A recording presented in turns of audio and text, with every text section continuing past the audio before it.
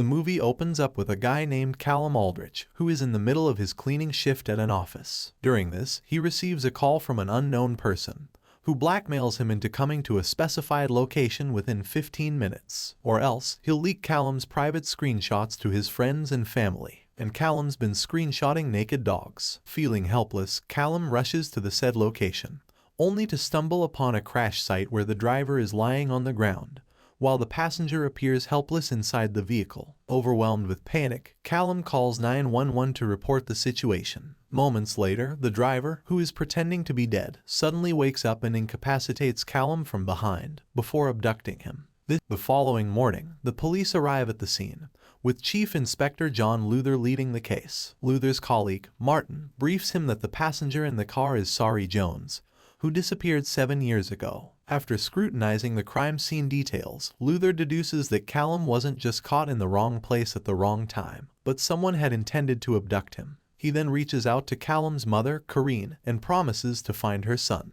Luther has seen at least 100 people die.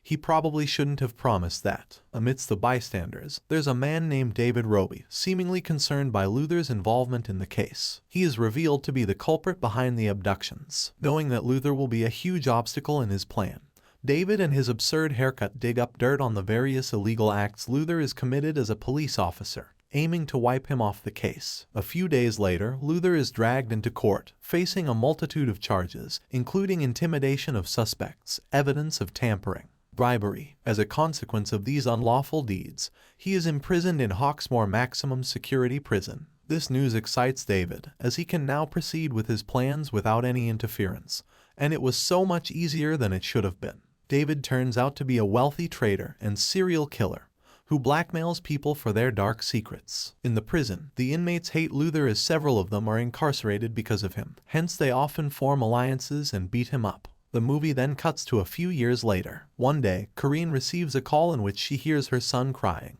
She tries to talk to him, but before that, she is provided a location to meet him. Without thinking twice, Corinne drives to the location, which is an empty house. Upon entering, she calls out for her son, and soon comes across a horrifying scene. Lifeless bodies suspended from the ceiling, including Callum's. Soon, parents of other victims also arrive, and it appears that everything has been planned. Just then, the room is set on fire, during which Corinne spots a masked man staring at her from the window. She then runs away in the nick of time, but unfortunately the other parents are not so lucky. The next day, police arrive at the scene and DCI Odette Rain is now leading the case. After a swift examination of the house, Rain holds a meeting with her team and outlines that the earliest murder dates back 11 years, with the most recent being from the previous year. She speculates that the acts were carefully planned and carried out over an extended period of time, so there will be a lot of data to parse. She then assigns the team to find out a commonality between all the murders, which will take them closer to the killer. Meanwhile, within the confines of the prison, Luther receives an envelope that is written 65.8 on it. He understands it to be a radio frequency, because what the hell else would it be?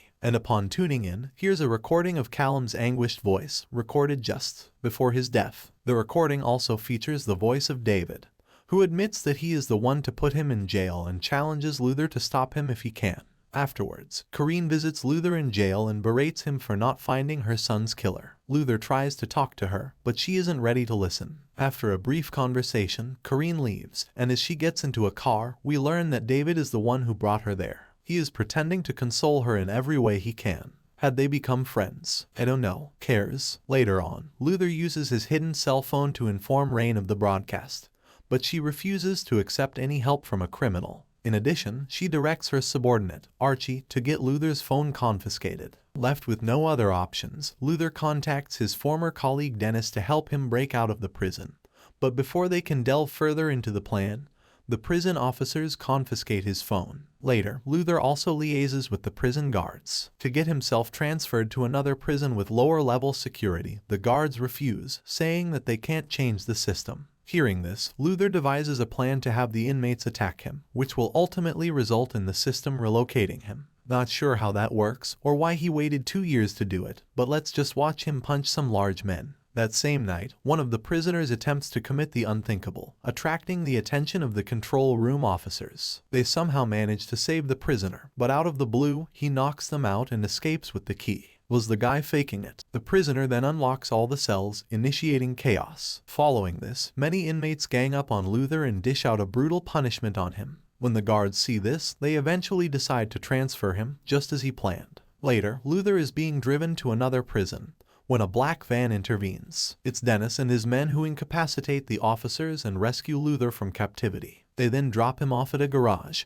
and Luther pays them for their work. Now that he's freed from confinement, Luther vows to capture the serial killer. On the other hand, Rain learns about Luther's escape, so she summons the retired officer Martin for help, since no one knows Luther better than him. Martin agrees to help and goes to the prison to check Luther's belongings. He finds the radio frequency and deduces that Luther's location can be traced by tracking the frequency back. Source: meanwhile, Luther arrives at the site of the broadcast and meets a tattoo artist named Derek. He demands to know who used his radio frequency, but Derek and his absurd haircut are initially hesitant to divulge any information. However, after a little intimidation, Derek confesses that he was blackmailed by a man for some of his private videos. According to Derek, he received the transmitter through a courier and was instructed to leave it running for 24 hours before ditching it somewhere. Derek also provides Luther with a cell phone, through which the blackmailer contacts him. With this information, Luther grabs the cell phone and leaves just before the police arrive. Elsewhere, we see a group of David's workers who are keeping an eye on people from all over the world.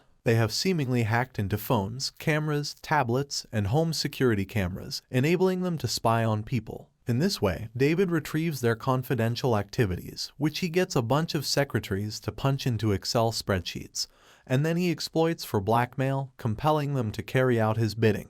In the next scene, Luther contacts Martin, seeking help in tracing a phone number. The latter reluctantly agrees and informs him of the location of Piccadilly Circus. After this, Martin also relays the information to Rain, who then deploys armed police, SCO-19, to apprehend Luther and the serial killer. Upon arriving at the location, Luther dials the number from Derek's cell phone and David, who happens to be there, receives it. This allows Luther to spot him. Trapped and left with no options, David immediately grabs a kid from the crowd and holds him at knife point with a sinister smile. He declares that, "This is just the beginning, precious." Actually, it's about the halfway point, Smeagol. The next second, several of his blackmailed victims begin jumping off from a nearby building, one after another, creating chaos. David seizes this as the perfect opportunity and runs towards the subway. Luther pursues him, but he is also chased by the police officers. At one point, Luther catches up to David, which results in a physical altercation between them. Our hero eventually gains the upper hand, pinning David down, but the fight is soon interrupted by a police officer. Luther urges him to cuff David first, but the officer strikes him to the ground. This enables David to stab the officer and flee. Luther then applies first aid to the officer's wound, before making his own escape. In the aftermath, David calls his inside man Archie, questioning why he didn't inform him about Luther's escape from prison. When the latter fails to give a response, David threatens to leak his confidential videos. He then calls one of his men, named Kachimov, and asks about their plan's progress. In response, Kachimov shows him video footage of a group of teenagers whom he has captured. On the other hand, Luther contacts Martin and asks him to activate speakerphone mode. He then shares his insights about the commonality they've been seeking. According to Luther, David is blackmailing people by recording their private videos and killing them. He also asserts that nowadays, the fear of shame and being caught is way more powerful than the fear of death. Amidst this conversation, Rain traces Luther's location and dispatches a group of officers to apprehend him. However, Luther senses this, so he destroys his phone and flees the area. That same night, Rain calls her daughter, Anya, to tell her to sleep on time because she won't be home due to her busy work. Since the girl is alone, it becomes easy for David to break into the house and kidnap her. At the same time, Luther visits Corinne to gather additional insights about the killer. He believes that the murderer knew some secret about Callum, which is why he went to see him. Assuming that Corinne might have knowledge of the killer, Luther inquires if anyone new has come into her life since Callum's death. In response, she tells him about a certain Tommy, whom she met at a support group. Here it is revealed that Tommy is none other than David. At the police headquarters, Martin highlights a pattern wherein at least 5 families have been approached by a man in his 40s over recent years. The names vary, but the descriptions share a common likeness. On checking their database, Rain finds out David's name. But, before she can provide this information to her team, David contacts her, telling her about Anya. He then proposes a deal. He'll release the little girl if she brings Luther to him. Following this, Rain reaches out to Luther, arranging a meeting at a restaurant. As they meet, she cleverly subdues him and prepares to take him away. But Luther isn't going to give up so easily. She tries to put him in the trunk, but he's just simply too big. He convinces her to work together by mentioning that there are several kids like Anya locked up right now, and if they don't act, they will be killed. After this, the two dig up information on David and find about his ex-wife, Georgette. Apparently, she cheated on him with some other guy, and as a punishment, he burnt her face. Now she is confined to a wheelchair, unable to move properly. She also looks really scary. Rain and Luther visit Georgette at her house and request for her help in catching David. At first she hesitates, fearing the consequences of revealing information. However, upon learning about the predicament of Rain's daughter, she reveals that David owns property abroad in Norway. With this newfound lead, Luther and Rain decide to travel to Norway in order to rescue the captives. Before leaving though, Luther calls Martin, seeking one last favor later on. Archie learns about Rain's departure and relays the information to David. Hearing this, David understands Georgette's betrayal and blackmails Archie to execute her. With no other choice, Archie sneaks into Georgette's place, but just before injecting her with a lethal drug, he is intercepted by Martin and other police officers. It's the same favor Luther asked earlier, as he knew that David would try to harm her. Archie, who isn't ready to turn himself in, administers the drug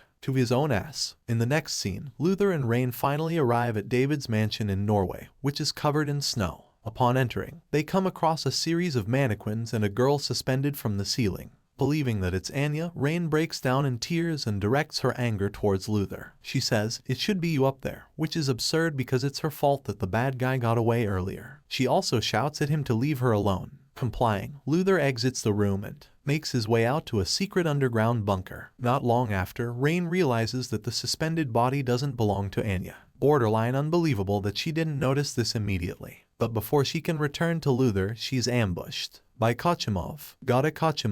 Back in the basement, David attacks Luther and restrains him with a chain. After a while, he starts a livestream titled The Red Bunker, where he subjects kidnapped victims to fatal torment. This livestream is watched by his followers, who derive enjoyment from the gruesome scenes and vote on what will happen to the victims. David announces that he has a surprise opening act for his followers, and it's not just his dumbass turtleneck. He introduces Luther as a special guest. Shortly after, Rain is also brought into the bunker, where Anya is held hostage. David then tries to force the detectives to hurt each other. However, at one point, Luther addresses the live audience, revealing that the police are tracking them all with their IP addresses. And on the way here, this prompts the followers to exit the live stream out of fear, enraging David. As a result, he leaves the room and locks the door using his phone. Reacting quickly, Luther takes down a guard, frees Rain, and makes his way out of the room just before the door seals shut. This leaves Rain, Anya, and Kochimov trapped inside. Soon after, the kerosene spray activates, foreshadowing an imminent fire. Rain implores Kochimov to unlock the door, but the latter instead launches an attack on her. A fierce fight ensues between them, but despite being physically outmatched, Rain somehow manages to incapacitate her opponents. Somehow indeed. Meanwhile, David attempts to flee in his jeep, but Luther manages to board the vehicle too. An intense fight ensues between the two, while the jeep off-roads like a badass hell yeah by a jeep.